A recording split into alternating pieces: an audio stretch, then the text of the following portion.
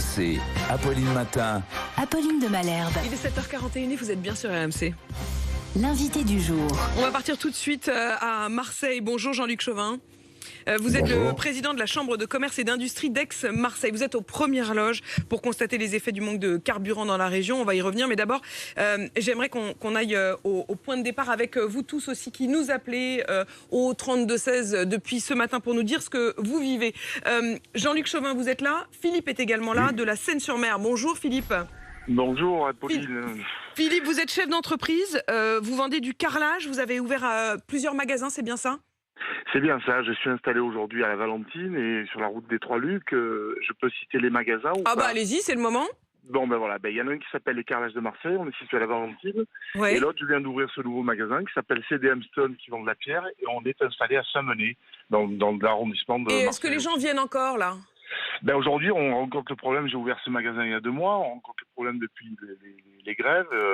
Ben non, j'ai beaucoup moins de fréquentation et j'ai fait des investissements énormes et je suis un peu lié pieds et mains, quoi. Parce que, ben d'une part, parce que j'attends. Moi, je suis caution personnelle auprès des banques, auprès de mon propriétaire, et j'attends. Et à 60 ans, j'ai fait un investissement qui est autre que celui qui est dans l'attente de tout le monde, quoi. Enfin, à 60 ans, on a d'autres ambitions, ceux d'arriver près de la retraite, quoi. C'est plus que... Vous avez justement lancé au moment où tout le monde dit faut prendre sa retraite jeune, vous avez lancé une nouvelle activité à 60 ans.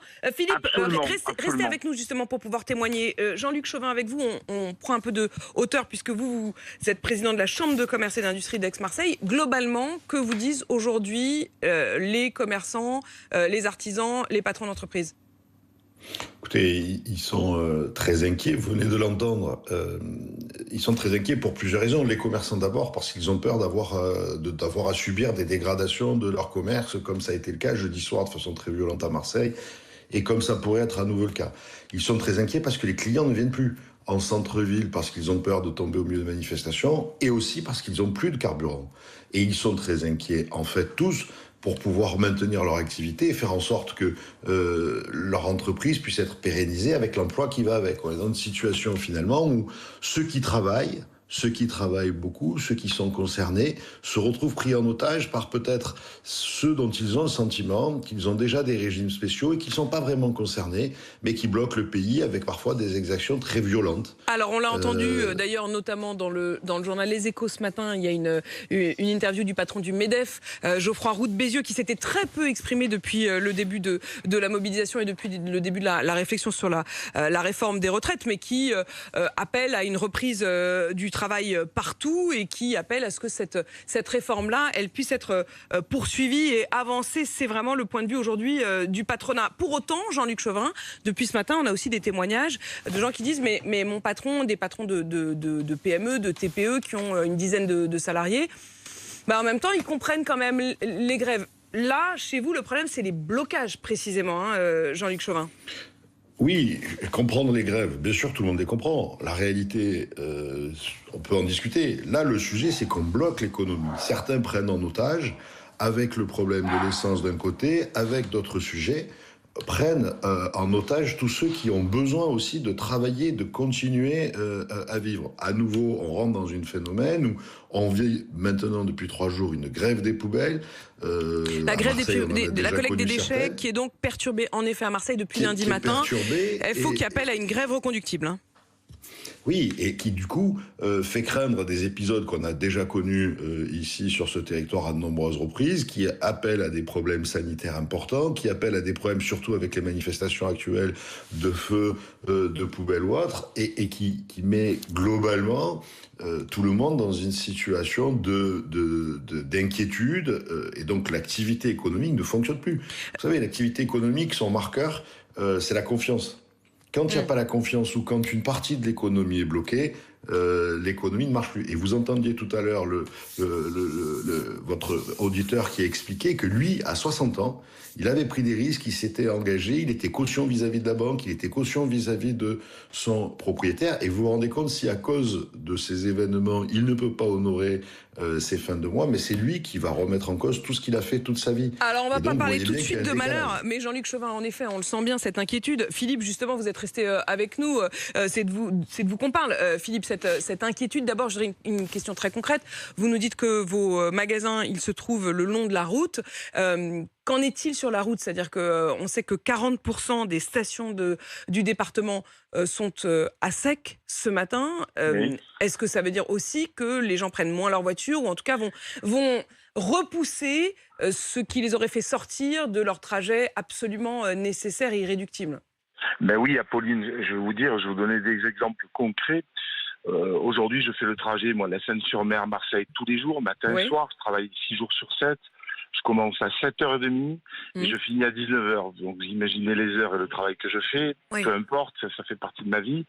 Mais c'est surtout pour dire que, habituellement, on a toujours un peu un engorgement sur la région d'Aubagne pour rentrer sur Marseille. Parce que les gens se déplacent, mais là, il n'y a personne sur la route, ça circule.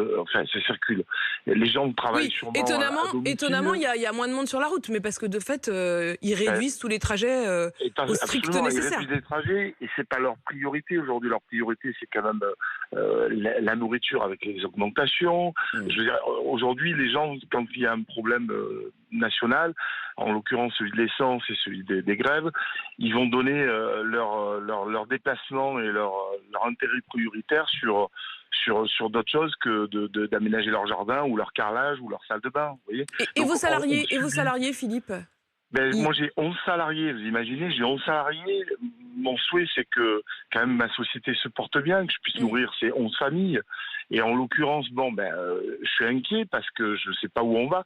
J'ai pas aujourd'hui, si vous voulez, avant, j'avais j'avais une vision un peu du marché sur 1 an, 2 ans, 3 ans. Aujourd'hui, vous parlez à tous les chefs d'entreprise.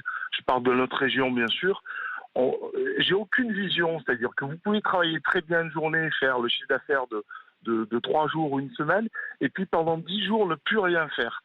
C'est très dramatique parce qu'on n'a vraiment aucune vision La grande difficulté d'être obligé de vivre au jour le jour. Philippe, je voudrais qu'on retrouve aussi Jean-Luc Chauvin, donc président de la Chambre de commerce et d'industrie d'Aix-Marseille. On sait qu'il va y avoir une nouvelle journée de manifestation demain, en plus des manifestations dites sauvages, c'est-à-dire non déclarées, qui ont eu lieu ces derniers jours. Vous redoutez le fait que ça tienne longtemps. Combien de temps peuvent tenir dans ce genre de situation les commerçants et les entreprises du département?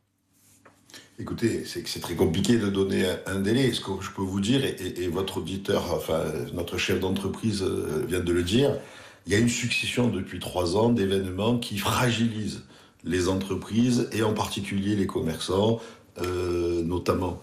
Et toutes ces manifestations qui font en sorte que nos concitoyens ne vont pas du coup en ville pour pouvoir faire leurs courses parce qu'ils n'ont pas envie de se retrouver au milieu de manifestations, parce qu'ils n'ont pas d'essence, ils restent chez eux, ils diffèrent, mettent en danger un peu plus tous les jours, nos commerces et les emplois qui vont avec nos commerces.